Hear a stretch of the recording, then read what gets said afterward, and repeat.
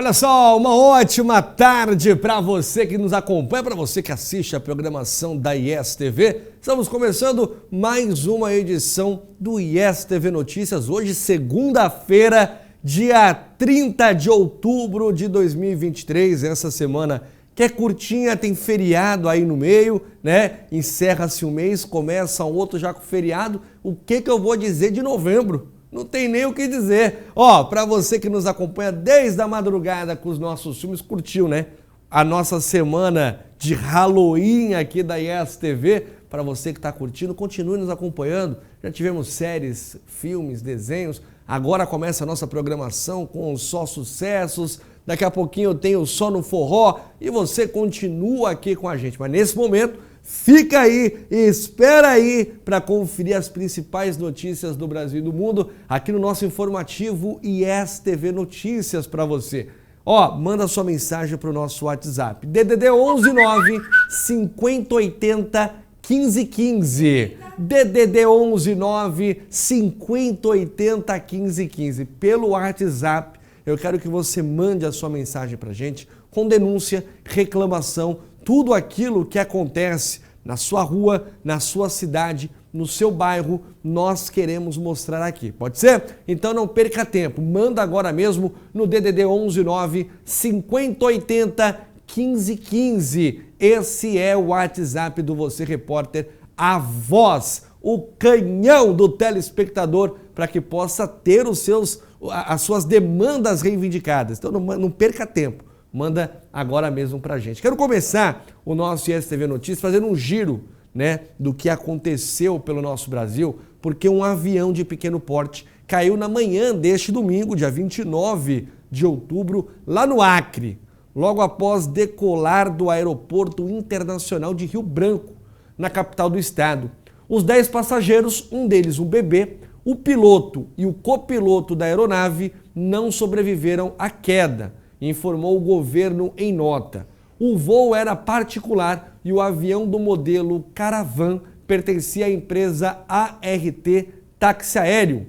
Em nota, a companhia informou que o acidente aconteceu às 7h21 da manhã do horário local e que a ocorrência, abre aspas, está sob investigação das agências competentes com as quais estamos prestando total e exclusiva colaboração. Fecha aspas. É questão agora de ver o que aconteceu, né? Que bom que já estão começando as investigações e que em breve nós teremos uma resposta que não demore muito, né? O problema é que demora muito para ver essas respostas, mas que venha essas respostas o mais rápido possível. Bom, começando agora com o censo. Saiu o censo no último final de semana e nós vamos desmembrar ele aqui para vocês hoje com os principais assuntos que foi destacado nele. Saiu o resultado do censo 2022 e eu quero apresentar para vocês alguns resultados curiosos, como por exemplo, de que o Brasil está cada vez mais feminino.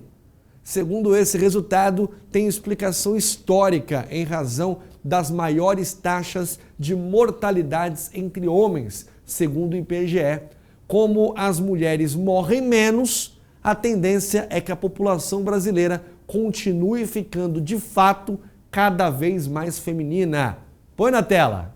Saíram os resultados referentes ao censo 2022. E nele é possível observar que o Brasil é um país mais feminino e o mais preocupante vem com o envelhecimento mais rápido. Essas informações são referentes ao sexo e à idade dos brasileiros. Desta forma, o perfil das pessoas vem mudando ao longo das últimas décadas. Em 2010, a idade média dos brasileiros era de 29 anos. Já 12 anos depois, houve um salto para até 35 anos. Após isso, são de pessoas mais velhas. Outro dado curioso foi uma mudança significativa desde o censo de 1940. Em 2010, a cada 30,7 idosos de 65 anos ou mais, haviam no país 100 jovens de até 14 anos. Hoje, são 55 idosos para cada 100 jovens. Dessa forma, o país vê a sua juventude cada vez mais envelhecida. E os dados do censo ainda revelaram que o país vem se tornando cada vez mais feminino. sendo 51,5% dos 203 milhões de brasileiros. Isso, na prática, mostra que são 104 milhões e 500 mil mulheres e 98 milhões de homens. Em 2010, eram 96,9 homens para cada 100 mulheres. Hoje, são 94,2 homens para 100 mulheres.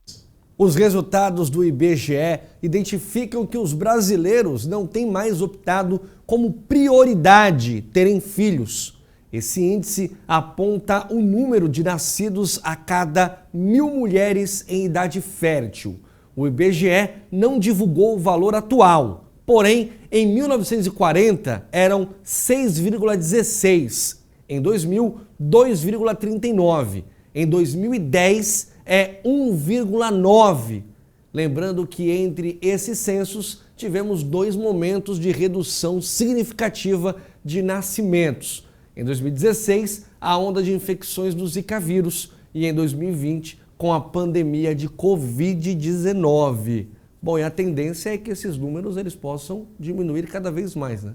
Se formos parar para pensar hoje em dia da forma que as mulheres, que as pessoas estão pensando, né, em projeção familiar, em projeção de vida, é possível que esses números diminuam cada vez mais, colocando em mente o que vem da geração a seguir, né? Bom, passando agora para a guerra de Israel e Palestina. Vamos passar por lá, né? Infelizmente, Israel faz a segunda incursão por terra na faixa de Gaza. Confira as atualizações a respeito do conflito que completa hoje 24 dias de ofensiva. Põe na tela. Gaza volta a ter comunicação e Israel ampliou a ofensiva por terra neste domingo. O restabelecimento da comunicação ocorre após Elon Musk divulgar no sábado que a Starlink da SpaceX apoiaria links de comunicação em Gaza com organizações de ajuda reconhecidas internacionalmente. Musk disse numa publicação na plataforma das redes sociais que não estava claro quem tem autoridade para as ligações terrestres em Gaza, mas sabemos que nenhum terminal solicitou uma ligação naquela área. Um apagão telefônico e de internet isolou as pessoas na faixa de Gaza no mundo no sábado, tornando as chamadas para ambulâncias ou colegas em outros lugares praticamente impossíveis, à medida que Israel ampliava seu ataque aéreo e terrestre. Ainda no sábado, dia 28, o exército de Israel afirmou ter matado o chefe da rede aérea do Hamas durante bombardeios realizados em Gaza. Nas redes sociais, as forças de defesa israelenses afirmaram que era um terrorista experiente responsável por toda a coordenação dos ataques pelo ar do grupo armado e participante do planejamento dos ataques dentro de Israel no início deste mês. Ainda de acordo com o comunicado do exército israelense, 150 alvos subterrâneos do Hamas foram atingidos por bombardeios no norte da faixa de Gaza, incluindo túneis usados pelos combatentes no território palestino. Em vídeo divulgado na sexta-feira, o quartel do Hamas estaria instalado debaixo de um hospital em Gaza, o que constitui uma grave violação ao protocolo adicional da Convenção de Genebra de 1977. De acordo com o documento, em nenhuma circunstância, hospitais e facilidades médicas devem ser utilizadas para impedir que alvos militares sejam atacados. O artigo 13 do documento também afirma que as unidades médicas civis que forem usadas para fins não humanitários podem perder a sua proteção caso sejam avisadas com antecedência que serão. O Conselho de Segurança da ONU deve se reunir nesta segunda-feira para a reunião de emergência em meio ao mais longo ataque israelense por terra desde o início do conflito. O premier israelense respondeu perguntas de jornalistas pela primeira vez e afirmou que o governo aprovou a ampliação da invasão de Gaza por unanimidade e que aqueles que acusam o país de cometer crimes de guerra são hipócritas e mentirosos. A guerra dentro da faixa de Gaza está difícil e longa, fecha aspas. O governo brasileiro articula com autoridades do Egito e de Israel a abertura de uma passagem na fronteira entre Rafah e o território egípcio, o que possibilitaria a repatriação das 34 pessoas. E ainda tenho que escutar, ainda tenho que ler o nosso presidente falar que Hamas não é um grupo terrorista. Triste ainda um comentário como esse. Bom, penitenciárias masculinas, elas são as maiores, tá? Vale lembrar, lá na cidade do interior de São Paulo, em Santa Catarina, lideram o ranking do IBGE. É mais um resultado desse censo. Foi revelado as cidades que predominam homens no sistema carcerário. Tem cidade com proporção de 443 para cada grupo de 100 mulheres. Dados sobre a idade e sexo da população brasileira foram divulgadas nesta sexta-feira pelo IBGE. Põe na tela. Penitenciárias de cidades do interior de São Paulo e Santa Catarina formam o ranking dos 10 municípios com maior proporção de homens em relação às mulheres encarcerados. Os dados são do Censo Demográfico 2022, que foi divulgado pelo IBGE nesta última sexta-feira. As penitenciárias são das seguintes cidades: Balbinos, Lavínia, Pracinha, Laras, Álvaro de Carvalho, Pacaembu, Florínia, Serra Azul e Marabá Paulista, além de São Cristóvão do Sul, em Santa Catarina, que contemplam a lista. Uma curiosidade é que o número corresponde a uma porcentagem alta, chegando em alguns casos a 60% da população total dessas cidades. Olha só, e agora sobre a seca, né? Cidades que estão em secas, gravuras rupestres, a baixa navegabilidade ameaça as vantagens podem ameaçar, né? As vantagens da Black Friday deste ano. A Amazônia enfrenta a seca com precedentes a cada 5 medições nos últimos 2 meses. Foram identificadas 21 mínimas históricas em raios da região. A seca afetou todas as 62 cidades do Amazonas, com 60 em estado de emergência e 2 em alerta. Ao menos 600 mil pessoas são impactadas diretamente pela estiagem e os resultados devem refletir na história e no bolso do brasileiro. Põe na tela. A seca na Amazônia revelou essas misteriosas imagens. São gravuras rupestres de pelo menos 1000 anos no coração da floresta. Impressionante, não é? Pois é. Normalmente elas ficam submersas no rio em um sítio arqueológico de Manaus, mas apareceram devido à seca histórica na região. Elas foram observadas pela primeira vez em 2010, quando o rio registrou a primeira baixa histórica. Só que desta vez, novos desenhos foram identificados. Você pode se perguntar se essas gravuras foram feitas há mais de 1000 anos? Então a Amazônia já sofria com estiagem, não é mesmo? E a resposta é sim, mas a questão é que mudanças climáticas e desmatamento estão tornando eventos extremos mais frequentes. Pesquisadores dizem que essas gravuras podem ter sido feitas em um momento em que o rio estivesse seco ou talvez nem existisse. Essa coleção de arte rupestre pode ajudar a entender ainda mais sobre os indígenas que povoaram a Amazônia séculos antes da invasão dos europeus. Após exatos 131 dias de vazante, que resultaram na maior seca histórica do Rio Negro, o nível parou de descer nesta última quinta-feira. O rio, localizado no Amazonas, se mantiveram 12,7 metros, a menor medição em mais de 120 anos. A seca colocou 60 municípios em estado de emergência e fez com que comunidades ribeirinhas ficassem ilhadas, já que os rios são a principal via de transporte para o interior do estado. Com nível baixo, os barcos grandes não conseguem as condições mínimas para a navegação. A seca também pode ameaçar os descontos da Black Friday. Isso porque as balsas com produtos e suprimentos têm dificuldade de chegar até a Zona Franca de Manaus. Os custos extras para a entrega desses produtos devem ser repassados ao consumidor final, dizem especialistas. Os impactos podem chegar até as compras de Natal. E continuando com mais um desfecho do censo, o Rio de Janeiro é delas. É isso mesmo. Além das belas curvas montanhosas que o Rio de Janeiro tem, das praias e do estilo de vida, o estado carioca contempla com a maior quantidade de mulheres no país. Isso é o que aponta o censo 2022. Põe na tela.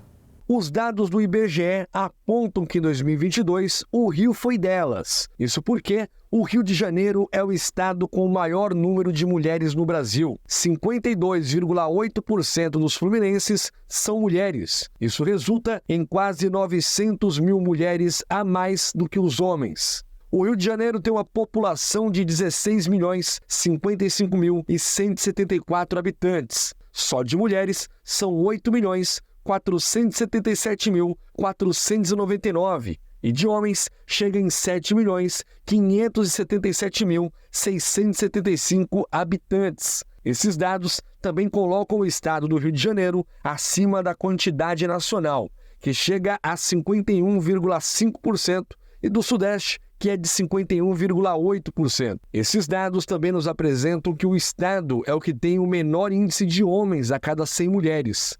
Em 1980, eram 95,7. Já em 2022, eram 89,4, sendo que a idade mediana também houveram alterações significativas, com aumento de 32 para 37 anos, de 2010 para 2022.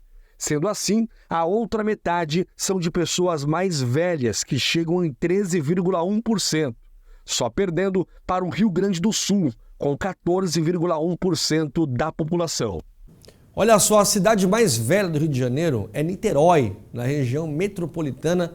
Por lá, são 118,1 idosos para cada 100 crianças. Ela vem seguida de Miguel Pereira, com 110,4, Itaocara, com 107,4, Cambuci, com 106,1 e Italva, com 106.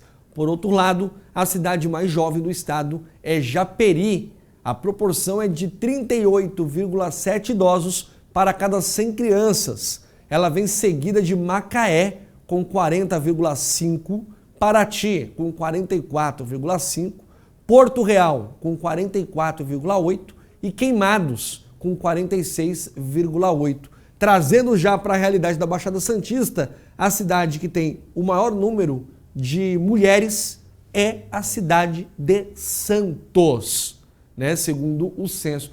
Olha, eu quero que a macharada se exploda. Eu quero, quanto mais mulher, melhor, né? Mulher, ela é muito mais delicada, ela é muito mais cuidadosa, ela sabe muito mais como contornar as situações, como conduzir as coisas, né? É muito mais chato? É muito mais chato. Mas que tenha um mundo cada vez mais feminino, que assim eu acho que o preconceito na cabeça dos homens pode acabar diminuindo, é a mãe que sempre vai lá e acalenta o filho, então que tenha essa proporção e que a mulher ela possa ser valorizada e reconhecida cada vez mais. Se o censo está mostrando, então quem somos nós para ir contra o censo, né? Vamos respeitar, valorizar com tudo de muito melhor para as mulheres. Ó, infelizmente faleceu nesse final de semana, né, o ator de Friends e os famosos como a cantora Adele e o primeiro-ministro do Canadá manifestaram esse lamento. Põe na tela.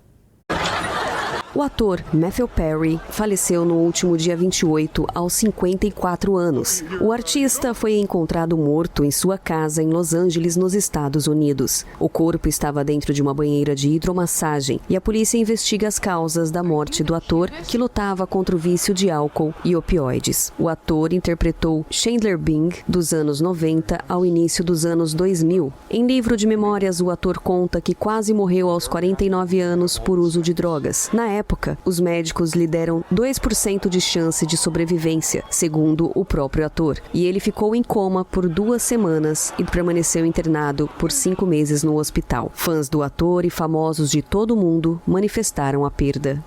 Eu lembro que uma das primeiras séries americanas que eu assisti foi Friends, graças à minha irmã. Minha irmã, muito mais nova do que eu, chegou para mim e começou a incentivar assistindo Friends. Acho que a única série que eu consigo assistir legendado é Friends, porque é melhor legendado do que dublado Friends. Bom, que os amigos possam ter os corações acalorados e que ele possa ter tido uma passagem nessa situação. Previsão do tempo. Confira como estará o tempo na sua região com a Luísa Cardoso. Põe na tela.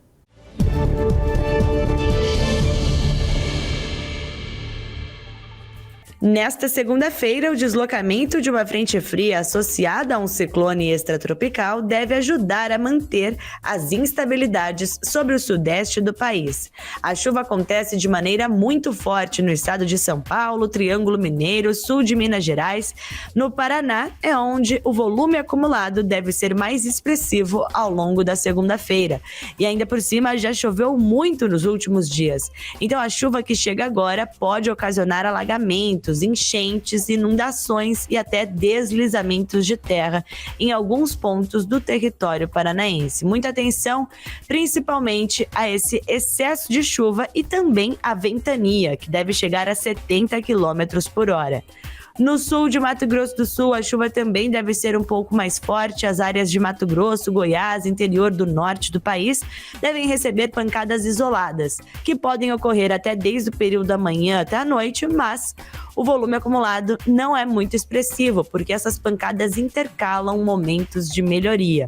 Na faixa do litoral de Alagoas, Pernambuco, Paraíba e Rio Grande do Norte, também chove, mas apenas no período da tarde. E na maior parte do nordeste do país, o sol predomina. O ar seco também. A umidade abaixo dos 30% ainda é destaque em boa parte do sertão nordestino. Então, as temperaturas devem ser elevadas na metade norte do país, a máxima de 36 graus em Manaus, 40 em Cuiabá, 32 em Salvador. No Rio de Janeiro, a temperatura continua elevada, mesmo com a chuva, máxima de 35 graus. E em Porto Alegre, boa parte do sul do país, o dia começa frio e a máxima fica na casa dos 26 graus.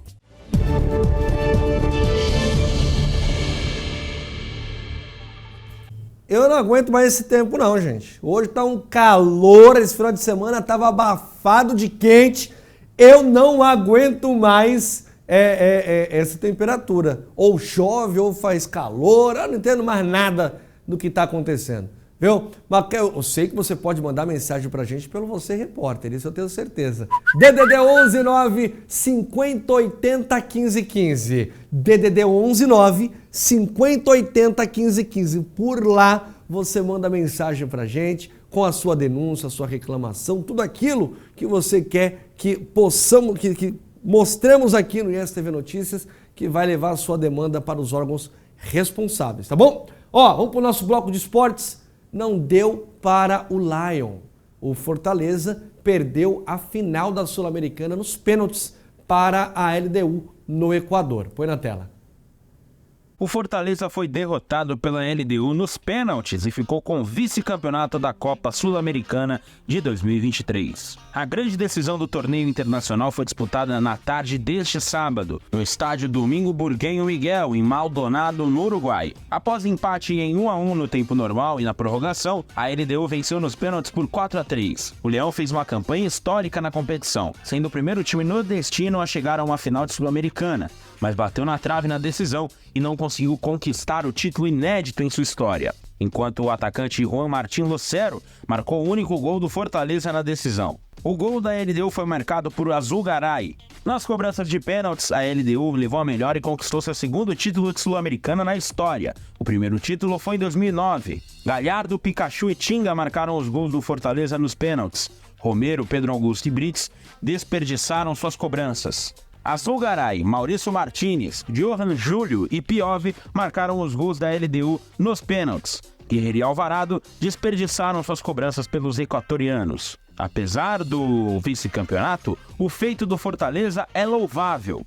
Do acesso da Série C para a B em 2017, o título e o acesso na Série B de 2018 e o retorno para a Série A do futebol em 2019, o Leão do Pice virou uma realidade na elite do futebol brasileiro, sendo exemplo de superação, crescimento e organização. A final representou uma dura derrota para o futebol brasileiro, mas o orgulho tricolor cearense é maior do que tudo. Olha só, e vindo agora para o Pan-Americano, o fim de semana foi repleto de medalhas, hein? Com 106 medalhas, o Brasil está em terceiro lugar nos Jogos Pan-Americanos de Santiago, Com isso, o Brasil passa o Canadá no quadro de medalhas com 34 ouros e alcança o terceiro lugar no PAN.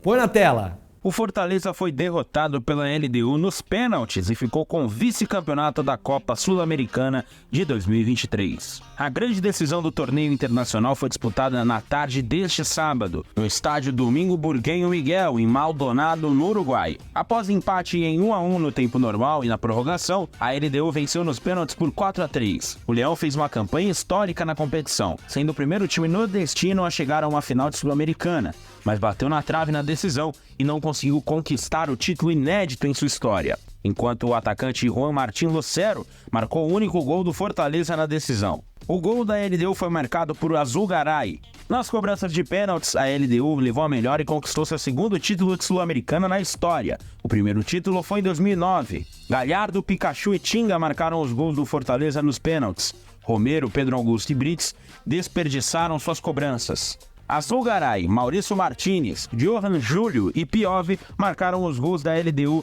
nos pênaltis. Guerreiro e Alvarado desperdiçaram suas cobranças pelos equatorianos. Apesar do vice-campeonato, o feito do Fortaleza é louvável. Do acesso da Série C para a B em 2017, o título e o acesso na Série B de 2018 e o retorno para a Série A do futebol em 2019, o Leão do Pice virou uma realidade na elite do futebol brasileiro, sendo exemplo de superação, crescimento e organização. A final representou uma dura derrota para o futebol brasileiro, mas o orgulho tricolor cearense é maior do que tudo. Semana de medalhas, o GC tá certo. Entendi. Aí o... Ele comeu esse, entendeu? É, o GC tá certo, o VT que foi errado. O VT que foi errado. Mas na sequência... Tá certo a sequência. Tá certo. Tá.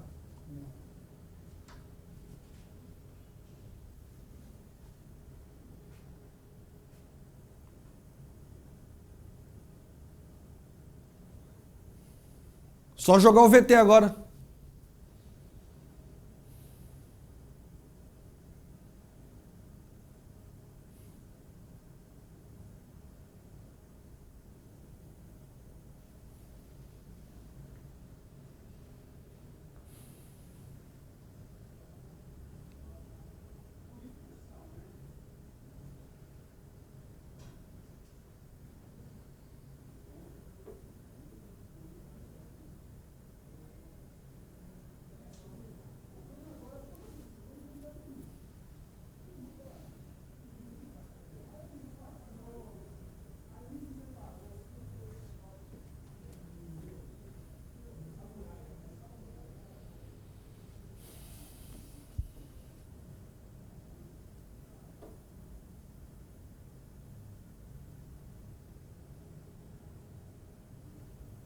Liga o áudio aqui, por favor.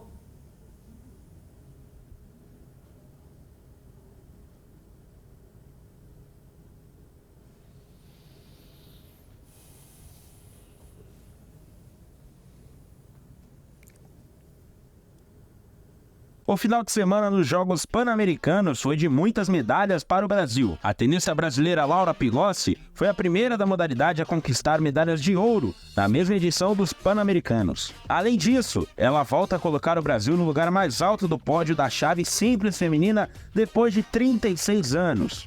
Gisele Miró foi a última a conquistar o ouro na categoria, em Indianápolis 87. Além de tudo isso, a campanha brasileira na modalidade foi a segunda melhor da história, atrás apenas de São Paulo, em 1963, quando os brasileiros conquistaram 6 medalhas, 3 ouros, 2 pratas e 1 bronze. O fim de semana também foi vitorioso para o vôlei de praia brasileiro. Primeiro, Duda e Ana Patrícia venceram as canadenses Melissa Humana Paredes e Brady Wilkerson por 2-0, parciais de 22-2 e 21-18, garantindo o título feminino.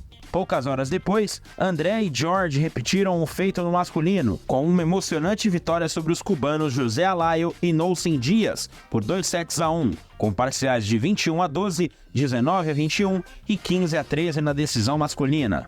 O boxe brasileiro também não ficou atrás. Com finais em várias categorias, o país subiu no pódio 9 vezes. Destaques para os ouros de Bia Ferreira, com 60 quilos, Carol Almeida, nos 50, Jussiele Romeu, com 57 e Bárbara Santos, com 66 quilos. O dia ainda teve as pratas de Vanderlei Pereira com 80, Tati Chagas com 54, Kenan Marley com 92 quilos, Abner Teixeira também com 92 e Michael Douglas com 51. Abner e Michael não lutaram as respectivas finais por conta de lesões, perdendo as decisões por WO. No judô, Rafaela Silva foi a Santiago com a missão de buscar a medalha de ouro que ficou pelo caminho há 4 anos atrás, quando perdeu o título em Lima por ser punida por doping. A vontade era tanta que não abriu espaço para outro resultado. Neste sábado, Rafaela fez um caminho perfeito para garantir o ouro na categoria até 57 quilos, ao bater a argentina Candela Breza Gomes na decisão. Era a medalha que faltava à judoca campeã olímpica e bicampeã mundial. É a primeira judoca a somar conquistas nas 3 competições. No total, o Brasil soma 104 medalhas e está na 4ª colocação, atrás apenas de Canadá na 3ª posição, México na 2ª e Estados Unidos na liderança isolada. Lembrando que dessa forma o Brasil está com 34 medalhas de ouro, 39 de prata e 33 de bronze, totalizando 106 medalhas no Pan-Americano e que venham mais, né? Lembrando que ontem de noite ainda teve a vitória do Brasil no basquete feminino e em seguida também teve a vitória do Brasil no handebol. Quase não teve, né? Tava com goteira lá na quadra, na hora da competição, quase não teve, mas aí o Brasil pegou e ganhou. Dessa forma, só uma correção do nosso VT, ele sai da 4ª colocação e vai para a 3ª colocação, tá bom? Foi por pouco, Corinthians e Santos teve gol contra e pênalti polêmico. Pela 30ª rodada do Brasileirão, o Corinthians ficou no 1-1 com o Santos. Põe na tela. O Corinthians, que superava um inspirado goleiro João Paulo em sua arena, cedeu um empate ao Santos em um pênalti nos acréscimos e empatou por 1-1. Os dois times seguem ameaçados de rebaixamento no Brasileirão. Jean Lucas, em um gol contra, abriu o placar para os mandantes. E Mendonça, em pênalti marcado já nos acréscimos no segundo tempo, empatou no tenso clássico em Itaquera. Com o resultado, a equipe de Mano Menezes avançou aos 37 pontos, enquanto os visitantes foram aos 34. O Goiás, que empatou com o Vasco um pouco mais cedo, é o primeiro time dentro da zona de rebaixamento com 32 pontos. O primeiro tempo teve domínio do Corinthians, que só não abriu o placar por um simples motivo: João Paulo. O goleiro santista operou pelo menos 4 grandes defesas antes do intervalo e viu sua equipe inofensiva não acertar uma vez sequer a meta defendida por Cássio nos 45 primeiros minutos. Na etapa final, os mandantes contaram com a forcinha de Jean Lucas para abrir o placar, já que o meio-campista chutou contra a própria meta ao tentar afastar uma bola na pequena área. Gol contra! E o Santos, no segundo tempo, ameaçou o gol rival com substituições feitas por Marcelo Fernandes. E já nos acréscimos, igualou o marcador em pênalti polêmico sofrido por Soteldo, revisado pelo VAR e cobrado por Mendonça.